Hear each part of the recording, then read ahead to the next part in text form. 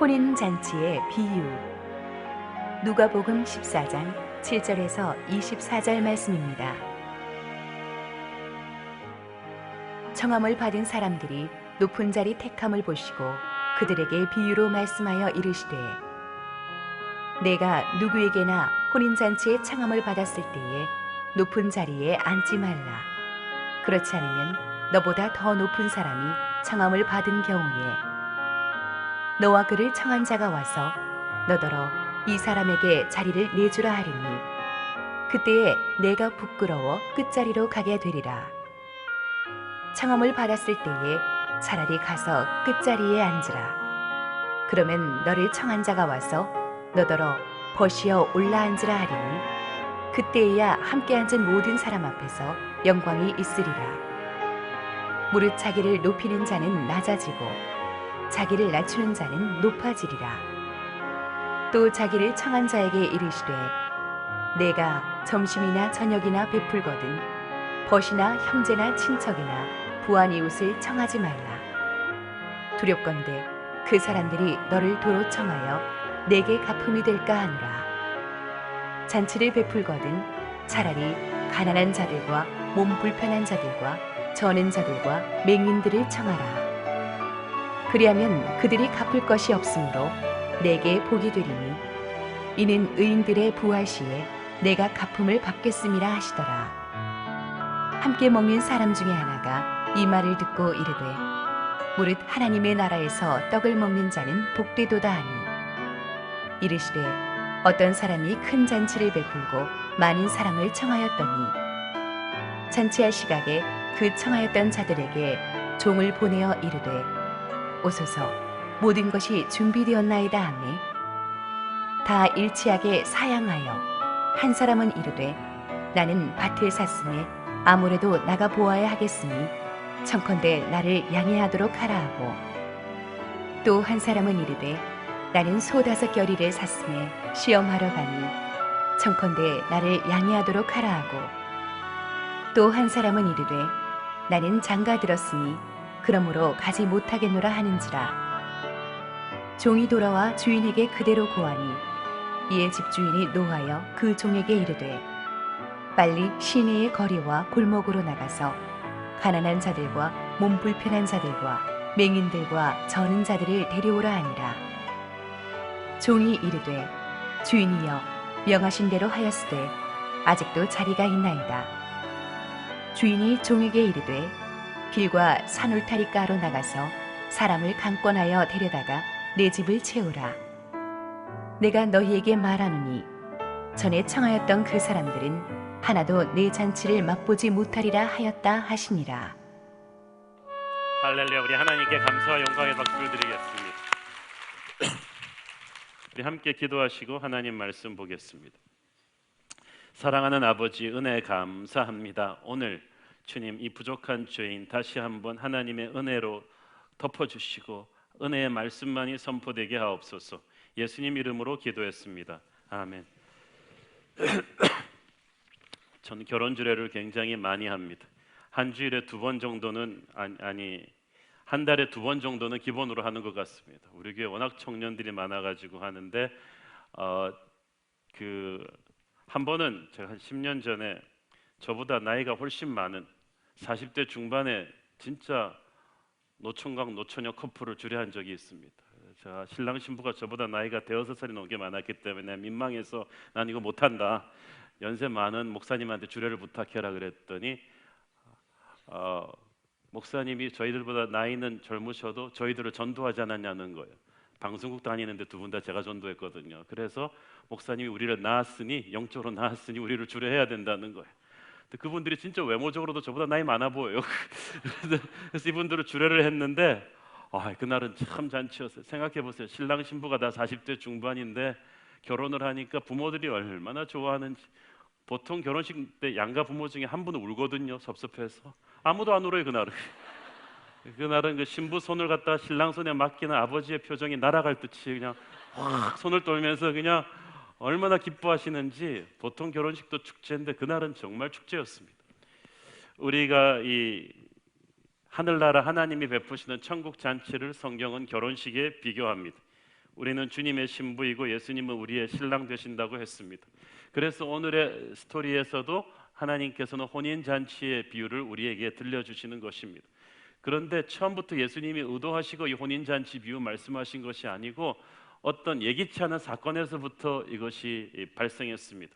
오늘 이야기의 배경을 보면 예수님께서 안식일날 한 바리새인 지도자의 집에 초대를 받으셔서 식사를 하고 계시는 상황이었습니다. 7절 읽습니다. 청함을 받은 사람들이 높은 자리 택함을 보시고 그에게 비유로 말씀하여 이르시되.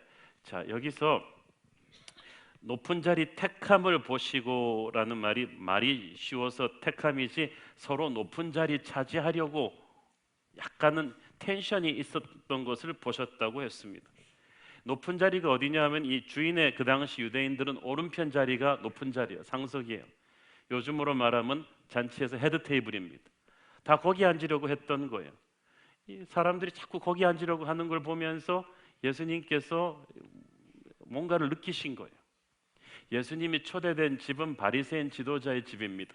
그러니까 그날 초대받은 사람들도 대부분 바리새인들이에요. 바리새인들은 유대인 전체에서 몇천 명 안 되는 아주 엘리트층입니다.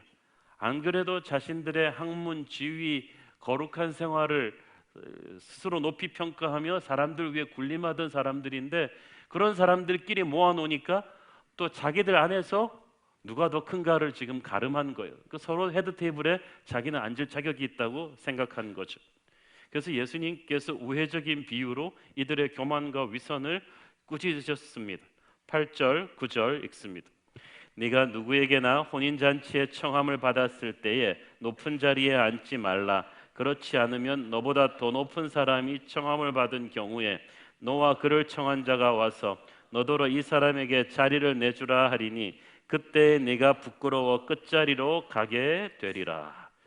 이 말이 무슨 말이냐 하면 네가 어디 가서 높은 자리를 찾아서 사람들과 함께 싸우면은 그래서 그 자리에 앉는다고 해도 조금 있다 너보다 높은 사람이 오게 되면 그 자리를 내어주는, 그래서 억지로 그 자리를 힘센 자에게 내어주고만야만은 사람들 앞에서 수치스러운 일을 겪게 된다는 것입니다.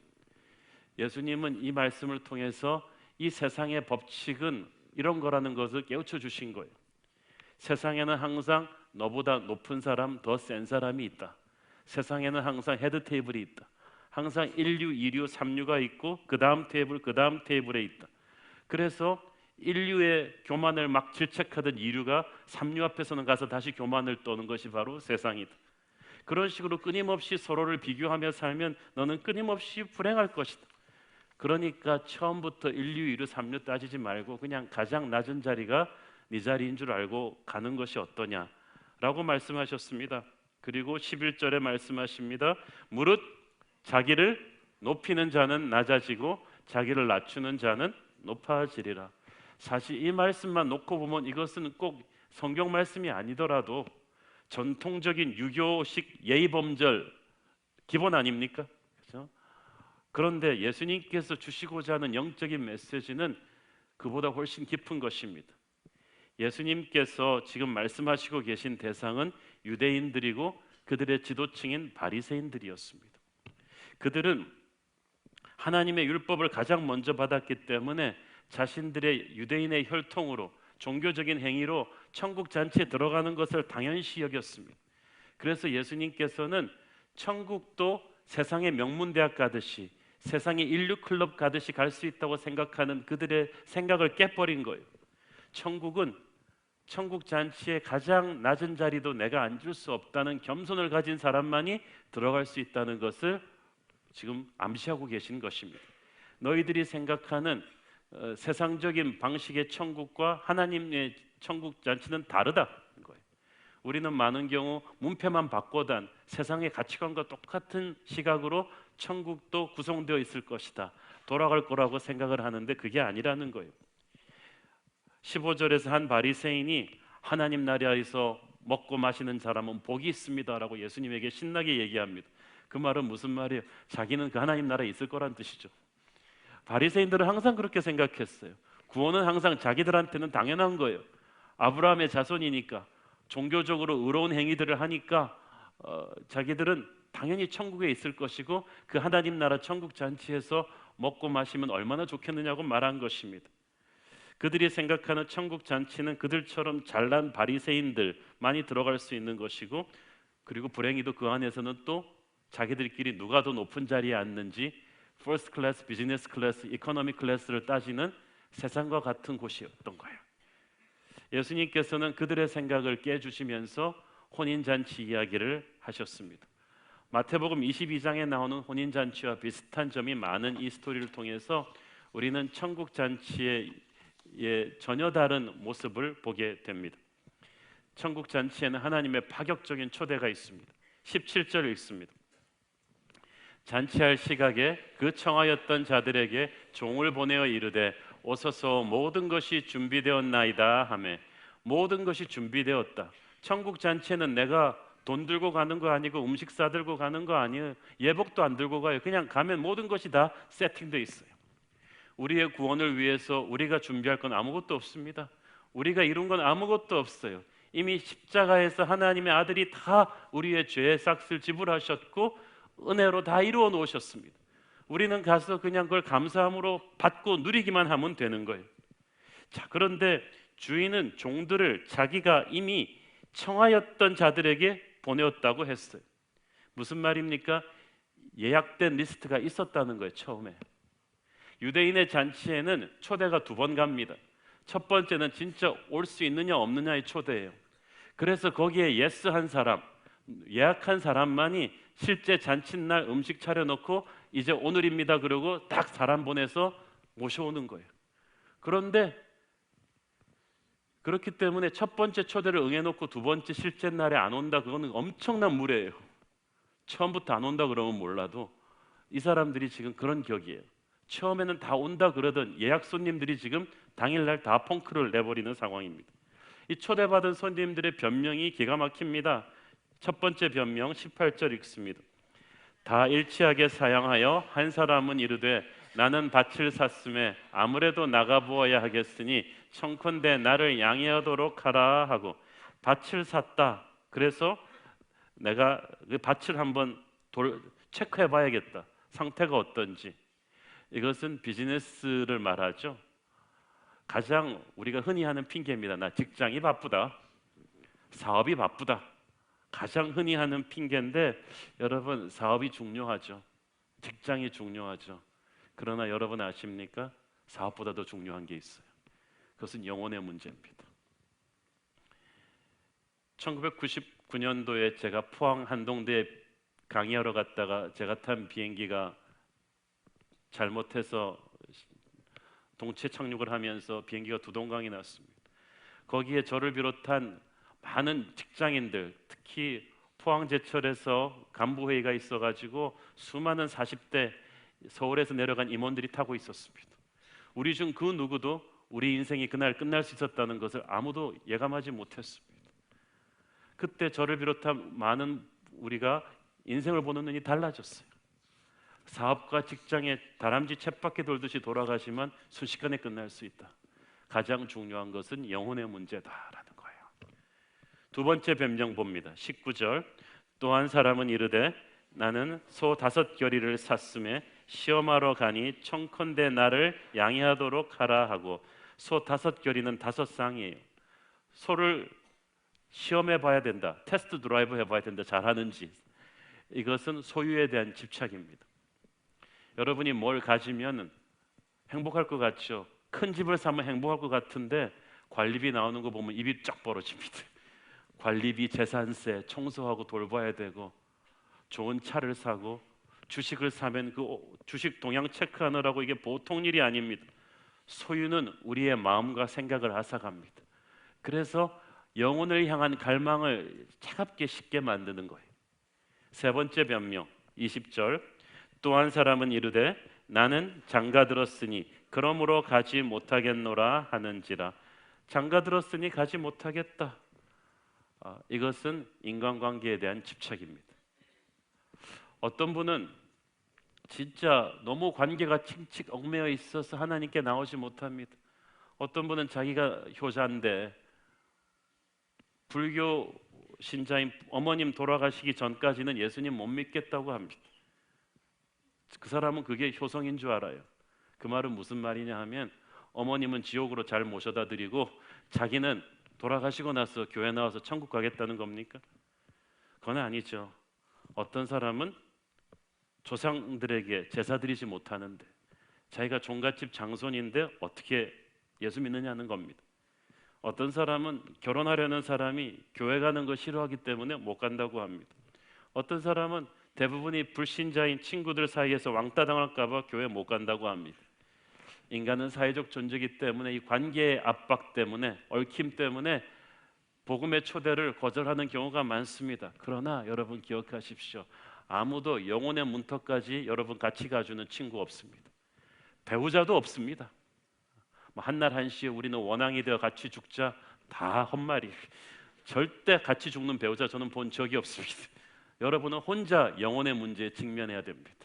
그렇기 때문에 우리가 생각하는 모든 끈끈한 인간관계는 영혼의 문 앞에서는 다 바닥이 나게 돼 있어요. 이 여러 가지 핑계를 들어서 거절한 손님들의 죄는 가기 싫어서 주인에게 거짓을 말했다는 거예요. 사실 내가 밭을 샀으니 아무래도 내가 나가봐야겠다. 농부가요, 밭을 살 때 이미 그 상태를 충분히 체크해보고 삽니다. 그 중요한 밭 사면서 체크 안 하겠어요? 그런데 하필 자기가 이미 가기로 해놓은 결혼잔치 가야 되는 그날 가서 그 밭을 체크할 필요가 없죠. 이건 뭐 속이 빤히 보이는 거짓말입니다. 내가 황소 5쌍을 샀으니까 이것을 한번 시험해 보겠다. 이 황소가 잘 끄는지 한번 시험해 보겠다. 아니 그럼 처음부터 그거 시험 안 해보고 샀단 말이에요. 그 비싼 황소를 농부가 사면서 이미 테스트 드라이빙 다 끝난 황소들인데 갑자기 결혼잔치 가야 되는 그날 갑자기 가야 된다는 거, 이거 거짓말이죠. 나는 결혼했으니까 못 가겠다. 와이프가 그렇게 세요? 부부 동반해서 같이 가면 되잖아요. 그것도 인간관계를 빙자한 거짓말이죠. 우리가 보면은 거의 99% 핑계예요. 마음만 있다면 얼마든지 스케줄 조절할 수 있습니다. 교회 와서 주말에 조금 뭐 봉사하라 그러면 그렇게 시간 없다 그러던 직장인 청년이, 직장이 너무 바쁘다 그러던 청년이 사랑하는 여자가 생기면 없던 시간이 확 생깁니다. 이 시간이 어디서 왔나? 이 마음의 문제예요. 정성의 문제라는 거예요. 결국은 하나님이 밭 몇십 평, 소 몇 마리, 신혼 살림보다 중요하지 않다는 거죠. 거룩을 하찮게 여기는 그 마음이 바로 우리로 하여금 영혼으로 가는 것을 막습니다. 이것은 예수 믿고 나서도 마찬가지입니다. 하나님께 더 헌신할 수 있는 기회가 주어질 때, 훈련을 받으라고 할 때, 아우리치를 가자고 할 때 이런 여러 가지 핑계들을 대는데 대부분 핑계예요. 마음만 있다면, 하나님을 귀하게 생각한다면 충분히 할 수 있는데 우리가 핑계를 댄 거예요. 18절을 보니까 다 일치하게 사양했다고 했습니다. 어떻게 그렇게 입을 맞춘 듯이 그렇게 다양한 핑계가 동시에 터졌을까요? 이것은 사람의 힘으로 하는 게 아니라 어떤 어둠의 존재에 방해 공작이 있는 거예요. 예, 그래요. 세상 사람들은 세상 권세 잡은 마귀의 권세에 방해 공작이 있다는 걸 알아야 돼요. 그래서 세상을 굉장히 바쁘게 만들어 놓고 하나님만큼 중요하게 보이는 것들을 막 만들어 놔가지고 주의력을 분산시켜요. 그래서 한 사람이 예수 믿고 교육에 도는 거, 이거 영적 전쟁입니다. 여러분, 이거 한 주기까지도 힘든데 그 준 사람 그날 약속 지켜서 교회 데리고 오게 하는 건 무지 힘듭니다. 이 마귀가 가만두질 않거든요. 그래서 기도 많이 하셔야 됩니다. 이들은 모두 하나님의 초대를 하찮게 여겼습니다. 마태복음 22장에 보면은 왕의 사자를 돌아보지도 않고 가버렸다고 돼 있어요. 아무리 귀한 것도 그것을 볼 줄 아는 눈이 없으면 하찮게 여겨지는 법입니다. 근데 참 인간이 의심이 많아가지고요, 이 구원이 너무나 좋은 것고 비싼 것인데 그냥 준다고 하니까 의심하는 거예요. 진짜인가 싶어서. 마귀가 그렇게 만들어놨어요. 해방 직후에 아직도 우리나라가 가난하고 힘들던 그때에 선교사님들이 이제 들어와서 다시 복음을 전할 때 일입니다. 동네마다 전염병이 돌았는데 뭐 속수무책으로 사람들이 죽어 나갔습니다. 그런데 마침 그 미국에서 페니실린이라는 좋은 항생제가 개발돼서 한국으로 많이 들어왔어요. 그런데 미군들과 이 선교사님들만 갖고 있었어요. 가난한 농부가 자기 가족이 다 전염병에 걸려서 죽게 생겼으니까 이 선교사님을 찾아가서 사정한 거예요. 집에 있는 폐물 다 갖고 가가지고 그 페니실린이 비싼 약이라고 하던데 이거 받으시고 페니실린 좀 주십시오. 그러면은 우리 식구가 살겠습니다. 그래서 선교사님이 이 농부를 너무 불쌍히 여겨서 가난한 집 같은데 그 폐물을 다 팔아서 주면 어떡하냐, 내가 이 약을 공짜로 드리겠다. 가서 식구를 같이 살아나라고. 이건 하나님의 선생님을 향한 선물이라고. 그래가지고 이 농부가 꿈인가 생신가 하고 가다 갖고 오다가 그냥 집으로 갔으면 될 텐데 이 사람이 생각을 한 거예요. 또 페니실린이 굉장히 비싼 약이라던데 이걸 왜 나한테 공짜로 주지? 저 선교사가 내가 가난하고 무식하니까 나를 무시해가지고 장난으로 가짜 약을 준 거 아니야? 그랬을 거야. 이래가지고 오는 길에 그냥 그 페니실린을 그냥 그 비싼 페니실린 논두렁에다 확 버려버리고 집에 그냥 와가지고 결국 그 농부와 가족은 죽었다고 합니다. 이 미련한 농부의 의심 때문에 그 귀중한 약을, 생명을 살릴 수 있는 약을 잡을 수 있는 찬스를 놓친 거예요. 하나님의 귀한 초대를 공짜로 구해서 마구 무시해버리는 사람들이 바로 그런 거야. 전도 받을 때 무시해버리고 귀찮아하고 한국 시리즈 티켓보다 무시해버리고 이렇게 하는 그 마음이 얼마나 안타깝습니까? 그런데 이 혼인잔치의 비유에서 주님은 바로 주님이 처음 초대한 VIP 손님들이 딴 사람이 아닌 유대인들이라고 이야기하십니다. 이스라엘 백성들이에요. 사람이 어떤 환경에서 자라느냐가 중요하잖아요. 부러울 것 없는 부잣집에서 늘 책을 가까이 하는 부모를 보면서 자란 아이들은 다른 아이들보다 훨씬 공부 잘할 수 있는 환경에 놓여 있죠. 어릴 때부터 공부하는 문화에 익숙해져 있죠. 집에 좋은 책들이 무궁무진하게 쌓여 있죠.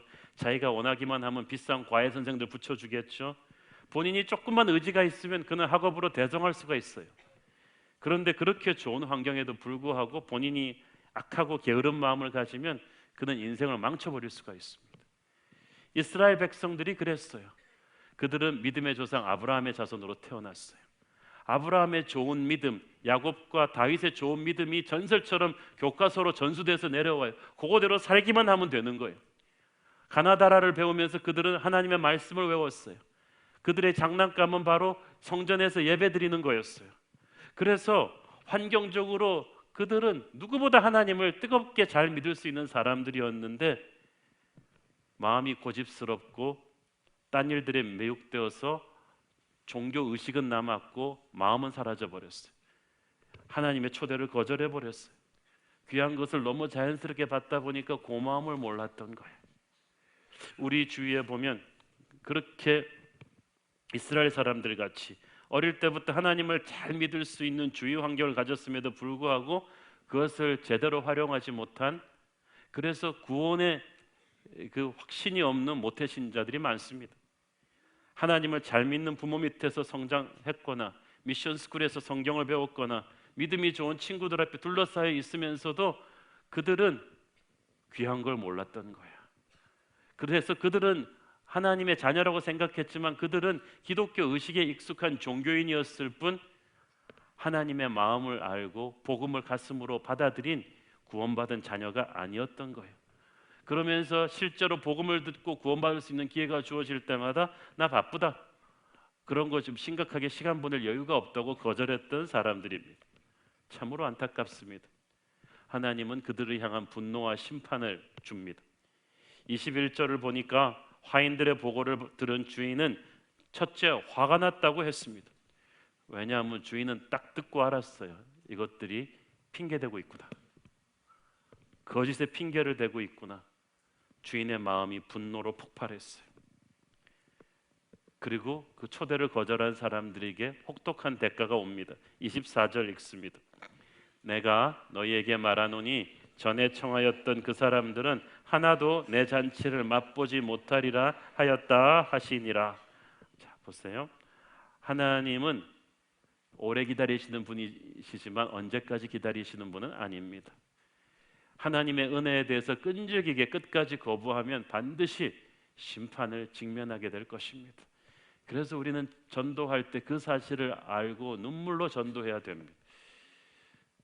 주인은 그래서 어떻게 합니까? 종들을 거리에 내보내 전혀 뜻밖의 사람들을 초대합니다. 21절, 종이 돌아와 주인에게 그대로 고하니 아예 집주인이 노하여 그 종에게 이르되 빨리 시내의 거리와 골목으로 나가서 가난한 자들과 몸 불편한 자들과 맹인들과 저는 자들을 데려오라 하니라. 아멘. 주목할 사실은 처음 초대받은 사람들이 오지 않았다고 해서 혼인잔치가 캔슬되지는 않았다는 거예요. 인간의 거절이 하나님의 역사를 막지 못합니다. 대신 주인의 초청 리스트가 바뀌어버렸어요. 처음 초청했던 사람들보다 외면적인 조건은 떨어지지만 그래도 가난하고 열린 마음으로 주인의 초대를 고맙게 여기며 달려와 줄 사람들을 주인이 부르신 거예요. 구원은 이제 누구에게나 유대인이 아니라 열방에게도 열려있는 하나님의 오픈 초청이 된 것입니다. 하나님의 교회는 특권층들만 들어가는 부한 자, 배운 자만 들어가는 VIP 사교 클럽이 아니에요. 건강한 자, 병든 자, 배운 자, 못 배운 자 할 것 없이 하나님을 향한 열린 마음만 있다면 누구든지 올 수 있는 은혜의 잔치가 된 것입니다. 그래서 하나님은 그런 모든 사람들에게 하나님의 은혜의 초대장을 주실 거예요. 오늘의 본문, 아까 본문의 13절, 12절에서 14절에 보면 주님께서 너희들은 잔치를 베풀 때 갚을 능력이 있는 사람들, 부한 사람들 청하지 말고 가난한 자들, 몸 불편한 자들, 저는 자들, 맹인들, 그 은혜를 갚을 능력이 없는 사람들을 청하라고 했죠. 실제 그렇게 하라는 의미보다는 하나님의 나라가 그렇게 구성될 것이라는 상징이에요. 하나님의 나라는 너희 바리새인들이 말하는 종교적인 색깔만 입혔지 조건 있는 자들만, 잘 나가는 자들만 끌어들이는 그런 VIP 잔치가 아니라는 거예요. 하나님의 나라는 외형적인 조건으로는 아무 자격이 없지만 100% 하나님의 은혜로 용서하시고 구원받은 죄인들을 드리는 잔치가 될 것이다.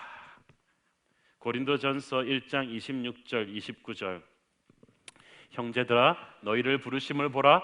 육체를 따라 지혜로운 자가 많지 아니하며 능한 자가 많지 아니하며 문벌 좋은 자가 많지 아니하도다.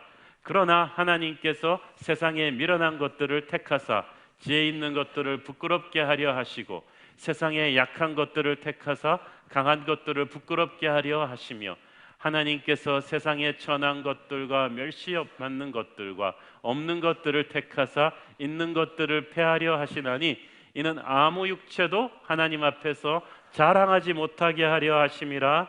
아멘. 실제로 바울의 이 편지를 받은 고린도가 어떤 도시입니까? 요즘에 서울, 강남, 뉴욕, 밀라노, 홍콩을 뺨치는 아주 화려하고 부유하고 엘리트들이 많이 사는 국제 도시였습니다.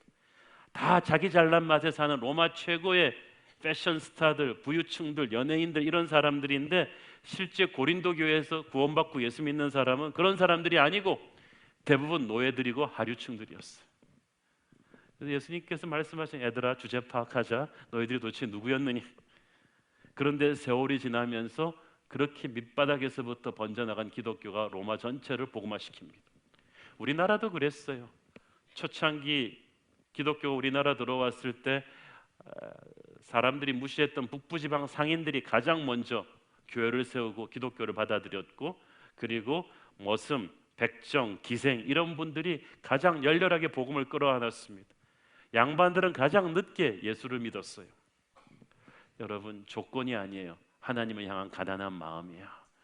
이런 사람들이 천국의 초대장을 기다리고 있습니다. 마태복음 22장에서는 선한 자와 악한 자를 다 데려오라고 했어요. 이 말도 참 흥미로워요.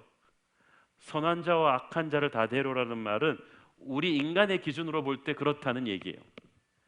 하나님을 안 믿어도 착한 성품만으로 천국 갈 것 같은 사람이 많은데 그걸 너희가 판단해서는 안 된다는 거예요. 저 사람은 절대 예수 안 믿을 만한 사람이야, 나쁜 사람이야. 그렇게 하지 말라는 거예요. 주인은 종들에게 만나는 사람을 데려오라고 했지 네가 1차 심사를 하라고 그러지 않았어. 근데 우리는 맨날 1차 심사를 해요, 전도할 때. 그래서 우리 선에서 하나님 바쁘시니까 다 걸러버려, 서류에서. 탈락시켜요. 얘는 인간성이 안 돼. 얘는 너무 그러나 그렇지 않다는 거예요. 하나님은 만날 사람은 다 데려오라고 하셨어. 필터링은 하나님이 시킨다고 하십니다. 그리고 하나님은 정말 진흙에서 보석을 골라내는 재주가 있으십니다. 미국 디트로이트의 존이라는 크리스찬이 옆집에 살고 있는 마약 밀매업자를 전도했습니다. 참고로 이 존이라는 크리스찬은 이빨이 군성군성 빠진 그런 분이었는데 이 마약 밀매업자를 전도하니까 마약 밀매업자가 전도받다고 너 신경질이 나가지고 너 자꾸 또 전도하면 너 남은 이빨 다 뽑아버릴 거야. 근데 그런 협박을 받으면서도 존이 끝까지 포기하지 않고 이분에게 사랑으로 섬기면서 복음을 전해서 이 마약 밀매업자가 예수를 믿었어요. 그와 그 가정이 다 세례를 받았습니다. 그 마약 밀매업자의 아들이 누가냐 하면은 그 사람이 팻 샤칠라인이라는 목사님 분인데 현재 미국에서 가장 영향력 있는 복음 전도자들 중에 하나입니다. 젊은 세대들 200만이 넘는 젊은 세대들이 방송과 트위터와 여러 가지 이 글을 통해서 그의 설교를 듣고 수많은 미국의 지도자들이 그에게 멘토링을 받았습니다. 이 영향력이 있는 시대의 영적 지도자 팻 샤칠라인이 바로 그 마약 밀매업자의 아들이에요. 만약에 그 존이 이 사람 마약 파는 사람이니까 예수 안 믿을 거야라고 포기했다면 이런 위대한 인물은 또 나오지가 않는 거야. 사랑하는 여러분, 판단은 하나님이 하시고 우리는 초대하면 되는 거야. 초대할 때 우리가 시야를 넓혀야 돼요. 종들은 주인 하라는 대로 가서 눈먼 사람 벙어리 앉으면 할 것 없이 다 자리를 채웠는데 아직도 자리가 남았어요. 이 말은 무슨 말입니까? 하나님의 나라 잔치가 우리가 생각하는 것보다 스케일이 크다. 굉장히 크다는 거예요. 종들은 당황했어요. 자기들이 아는 범위 내에서 집 앞 골목 이런 데서는 다 훑었는데 주인은 Your best is not enough. 넌 최선을 다했지만 최선을 갖고 안 되겠구나. 아직도 남은 자리가 있다. 여러분, 교회의 양적 성장에 대해서 굉장히 부정적으로만 말하는 분들이 많은데 그러면 안 돼. 아직도 우리나라 인구의 20%도 예수 안 믿었어요. 아직도 교회는 총력을 기울여서 전도해야 돼요. 자기 교인들의 숫자를 불리는 것보다 하나님의 나라 백성을 더 만들어야 되는 거예요. 자, 그러면서 종들은 고민에 빠졌어요. 어디 가서 데려오지? 이미 내가 알고 있는 지역은 다 훑었는데. 보험 파는 분들이 처음 보험 팔 때는 친구들, 가족 다 팔고 나서는 그 다음에는 사람이 떨어지잖아. 이제 누구한테 팔지? 전도도 마찬가지예요. 처음 예수 믿고 5년 안에 90%의 전도가 다 끝납니다. 이제 어디 가서 누구한테 복음 전하지? 나는 할 만큼 다 했어. 그런데 하나님은 아니라는 거예요. 그렇죠? 22절, 23절 읽습니다. 종이 이르되 주인이여 명하신 대로 하였으되 아직도 자리가 있나이다. 주인이 종에게 이르되 길과 산 울타리가로 나가서 사람을 강권하여 데려다가 내 집을 채우라. 큰 산과 큰 울타리가 있었던 거예요. 종은 자기 동네만 하면 될 줄 알았는데 군으로 시로 나가라는 거예요. 하나님이 눈을 열어주신 거예요. 유대인들은 그냥 예루살렘만 나중에 예수 믿고 나서도 복음만 하면 될 줄 알았는데 하나님은 사마리아까지 가라는 거예요. 그래, 눈 딱 감고 사마리아까지 했다. 이제 끝났다 싶었는데 온 유대까지 가라는 거예요. 그래서 초라하고 유대 선교를 다 하고 나서 이제 끝났겠지. 근데 하나님은 이제 로마 제국 전체를 품으라는 거야. 여러분, 예수의 영이 가득 찬 사람은 시야가 커집니다. 보는 게 커져요. 우리가 기도하면서 하나님의 눈으로 우일이 주위를 보면은요, 정말 전도할 수 있는 찬스가 많습니다. 하늘나라 잔치에 초대할 수 있는 분들이 많고 초대할 수 있는 다양한 방법들이 많아요. 어떤 분은 운동하는 헬스클럽을 3년에 한 번씩 멤버십을 다른 데 끊습니다. 3년이면 대부분 다 전도한대요. 그리고 딱 옮기는 거예요. 어떤 지역에는 외국인 노동자들이 있는데 그분들이 구정이나 명절 때 갈 곳이 없어 외로워하니까 그때 떡 쪄다 줘서 먹이면서 전도하는 분들도 제가 알고 있습니다. 지난 주일에 제가 신방한 우리 교회 어떤 대학 교수님은 자기 학교에 있는 300명의 외국인 유학생들을 전도하려고 가슴에 뜨거운 불을 갖고 있었어요. 제가 가슴이 뜨거워졌어요. 지난 주에 저는 부산에서 한국의 초고층 건물 101층짜리 건물이 올라가는 건물 기공식에서 극동방송 그 어린이 합창단이 특송을 하고 제가 기도하고 메시지를 전했어요. 사실 그 정도 큰 공사할 때는 전부 돼지머리 갖다 놓고 고사 지냅니다.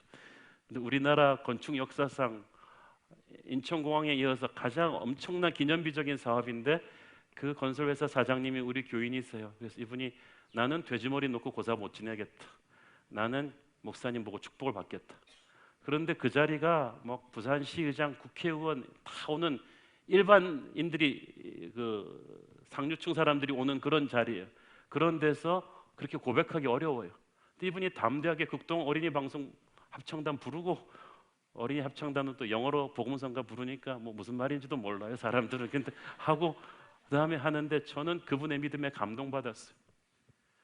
그분이 그 축사하면서도 하나님의 이름으로 축사를 하고 기도를 받고 저도 그래서 제 마음에 오직 하나 이 분들이 정말 예수님을 새롭게 만났으면 좋겠다. 이거 전도 집회구나. 마태 파트를 이분은 이런 식으로 그냥 해버리는구나. 그리고 그분은 그 자리에서 계속해서 그 많은 VIP들 속에서도 저를 귀하게 소개해 주시고 저를 귀하게 하는 게 이분이 하나님을 향한 열정이 있는 거예요. 이걸 이용해서 하나님의 영광을 돌려드리고 싶은 그 마음, 하나님을 전하고 싶은 그 마음이 있는 거예요. 아, 이분이 이런 식으로 마태 파티를 하는구나. 감동을 받았어요.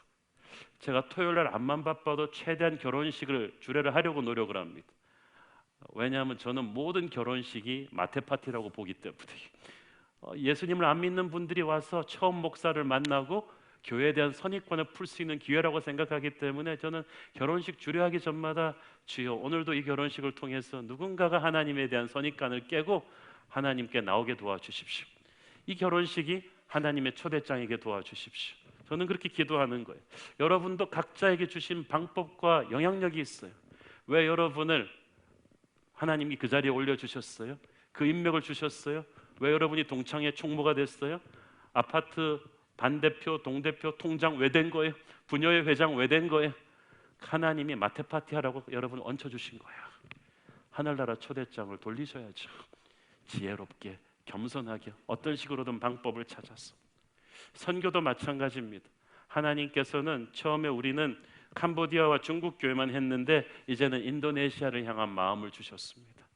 인도네시아는 인구가 2억이 넘는데 이 인도네시아가 지금 70년대 한국 버전의 부흥이 일어나고 있어요.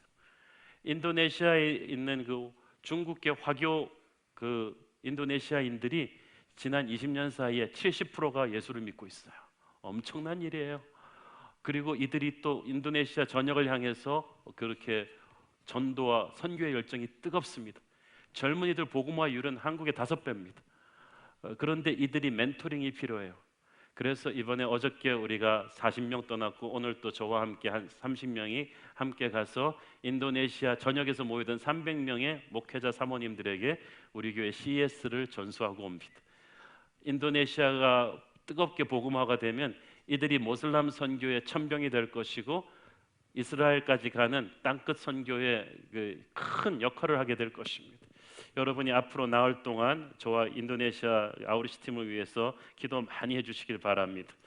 너는 내게 부르짖으라 내가 네게 응답하겠고 네가 알지 못하던 크고 비밀한 일을 내게 보이리라. 하나님께서 우리가 성령 충만한 교회가 되면 우리의 눈을 열어서 우리가 복음 전해야 될 새로운 사람들을 보여주실 것입니다. 11월 전도 초청 주일이 다가오는데 뉴젠부터 작년에 이르기까지 2,000명이 넘는 영혼들을 우리가 이름을 적어놓고 지금 기도하고 있습니다. 하나님께서 역사하셔서 이들이 다 하늘나라 구원잔치에 입성할 수 있는 기적이 일어나게 해달라고 여러분 기도해 주십시오. 영어 성경을 보니까 You make them come, 강권에서 반드시 오게 하라고 되어 있습니다. 그것은 힘으로 하라는 것이 아니라 그만큼 간절하게 설득하라는 거예요. 진실함을 가지고 설득하라는 거예요. 뭐 싫으면 말고 이렇게 하라는 게 아니라 애절하게 진실하게. 제가 아는 미국 목사님은 20년이 넘도록 자기 친구를 전도를 했습니다. 1년에 몇 번 못 만나는 친구인데 전도할 때마다 너무 안 받으니까 20년째 하다가 돌아서면서 다시 돌아와서 이 친구 딱 멱살을 잡고 말했습니다. 너 다음번에 우리 다시 얘기할 텐데 너 나한테 약속 하나만 해라. 너 그때까지 절대 죽으면 안 돼. 네가 하나님 모르고 구원받지 못하고 죽는 걸 나는 참을 수가 없으니까. 목사님이 눈에 눈물이 글썽이고 운동한 분이거든. 죽으면 안 돼. 죽으면 죽여버릴 거야. 그러면서 막 이 목사님의 이 애절한 이 한 영혼을 향한 이 마음이 그 친구의 마음을 녹입니다. 사랑하는 여러분, 전도는 그런 애절함을 가지고 하는 거예요. 교회는 건물이 아니고 하나님이 초대하시는 끊임없는 혼인잔치의 현장입니다. 영적인 축복을 끊임없이 준비해서 하나님의 잃어버린 영혼들을 데려오게 해서 예수 믿게 하는 곳이 바로 교회입니다. 그래서 교회는 영적인 매력이 있어야 돼요. 사도행전 2장에서 성령 받고 나서 첫 번째 교인들이 한 게 뭐예요? 각 나라 말로 전도한 거예요. 선교한 거예요. 우리가 복음을 들고 그런 거룩한 열정으로 교회에 대한 자신감을 가지고 교회 데리고 오기만 하면, 하나님을 만나기만 하면 이 사람은 변할 것이다 라는 확신을 가지고 거룩한 광인들처럼 달려나가야 되는 거예요. 그것이 교회의 생명력입니다. 하나님은 내 집을 채우라고 하십니다. 세상 모든 민족이 구원을 얻기까지 하나님은 쉬지 않으실 것입니다. 그래서 우리도 쉴 수가 없습니다. 우리 주님의 손과 발이 되어 전도하는 교회, 선교하는 교회 되기를 축원합니다. 기도하겠습니다. 사랑하는 아버지, 은혜를 감사합니다. 주님께서 혼인잔치 준비하시고 우리를 종들로 세우셔서 열방에 잃어버린 영혼들을 집으로 들이시는 것을 감사합니다. 게으르지 말고 주님의 손과 발이 되게 하옵소서. 예수님 이름으로 기도했습니다. 아멘.